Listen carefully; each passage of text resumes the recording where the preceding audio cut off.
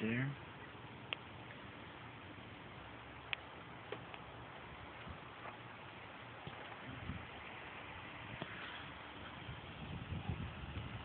The vacuum line comes off the power steering.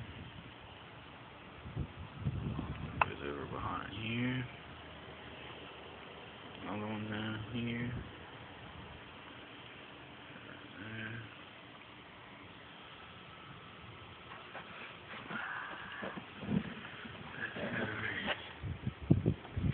There's a fuel line right here.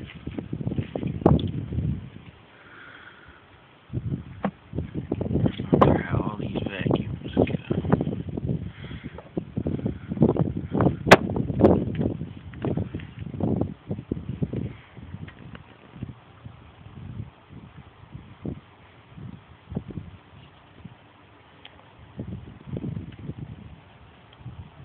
This one right here.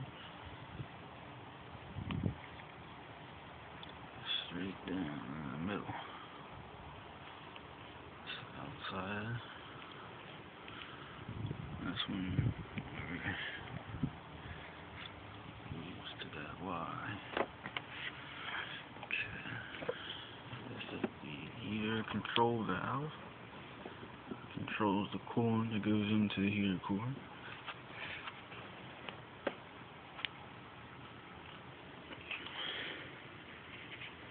Vacuum that runs down here.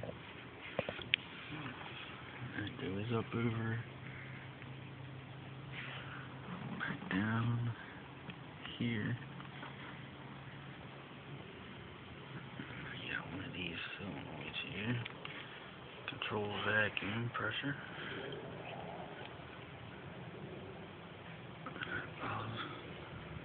To the intake.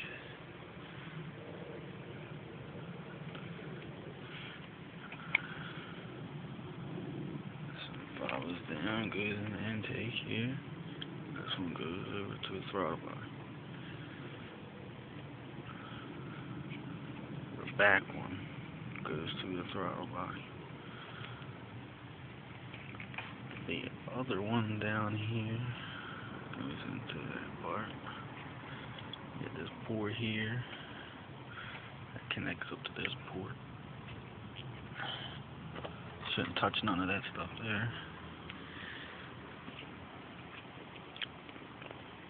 And yes, we are going to use this compressor and all because it's nice and clean and shiny compared to the old one.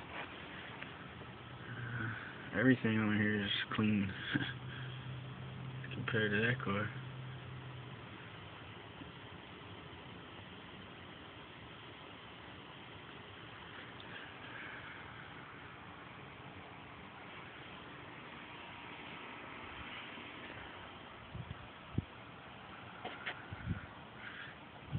Got the little fan down there, the other one was broke. This radiator shroud right here is cracked. Might want to use this radiator instead of the other one too. Use everything out of this car.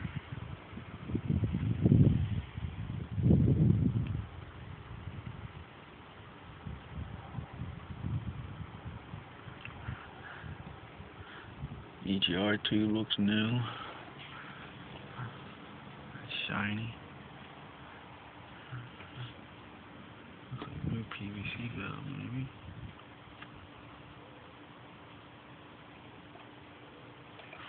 That runs over in here.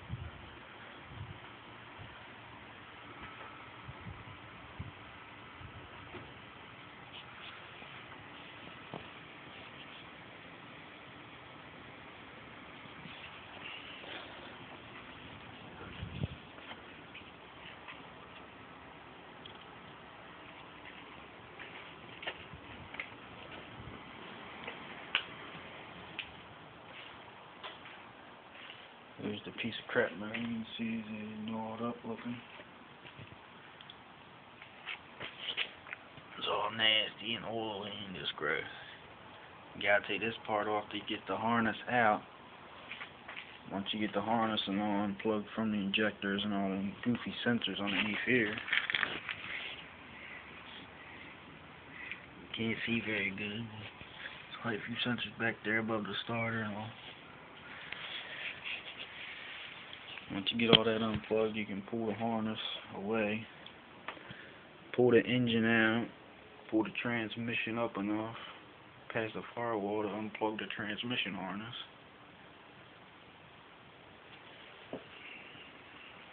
Back there in the back, it looks like the speed sensor was broke at one point in time. Somebody replaced something.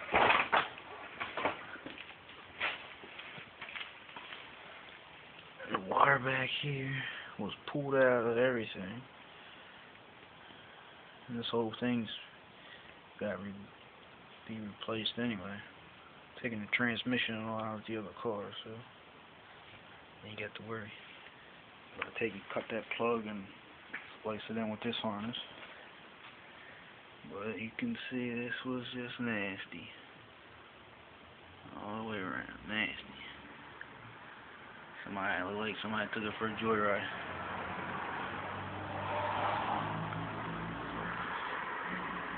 Goofy vacuums I was showing you.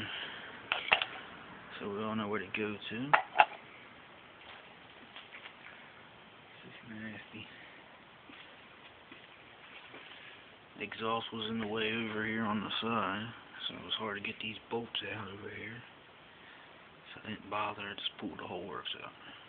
Starter and all. AC compressor, alternator, everything's still on the engine.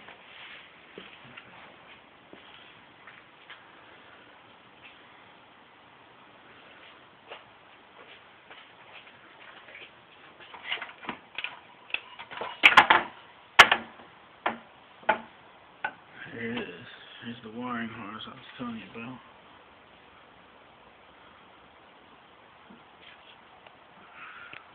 It goes all the way across the back firewall.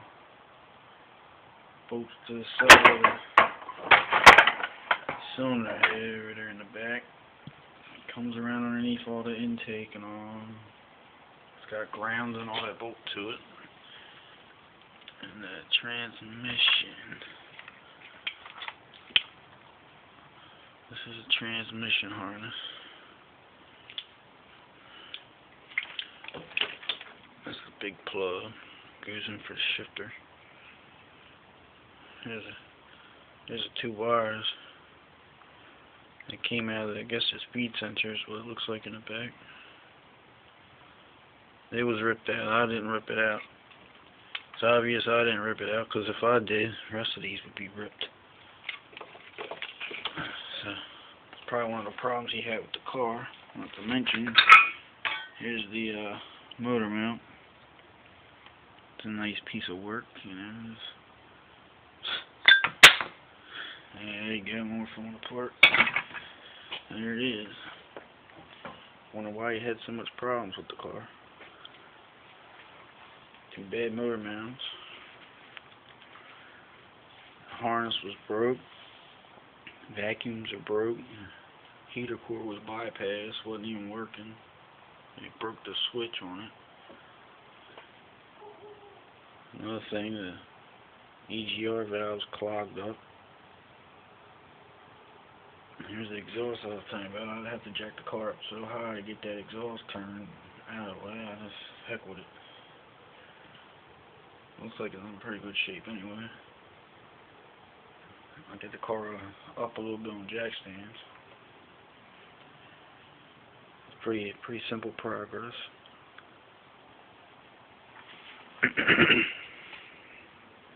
There's a power steering pump. There's the two vacuums that come off of it.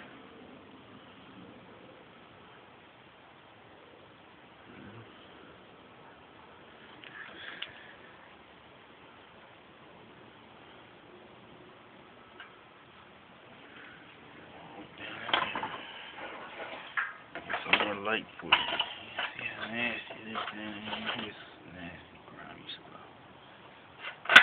And that motor I showed you in the other car is going in this one. That car over there got T-bone and the frame's bent real bad. And, well, it's no good no more.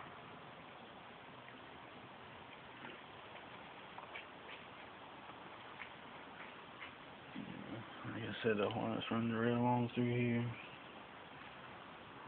And it comes around behind the time belt and distributor, everything plugs in. Unplug it. Very simple progress. Transmission just unbolts in the back, which is lucky. You don't have to worry about tranny fluid pouring out of it when it tips. And funny thing is, when you hook it in, you grab it back here in the back, sorta, and the transmission engine actually balances itself when you pull it out.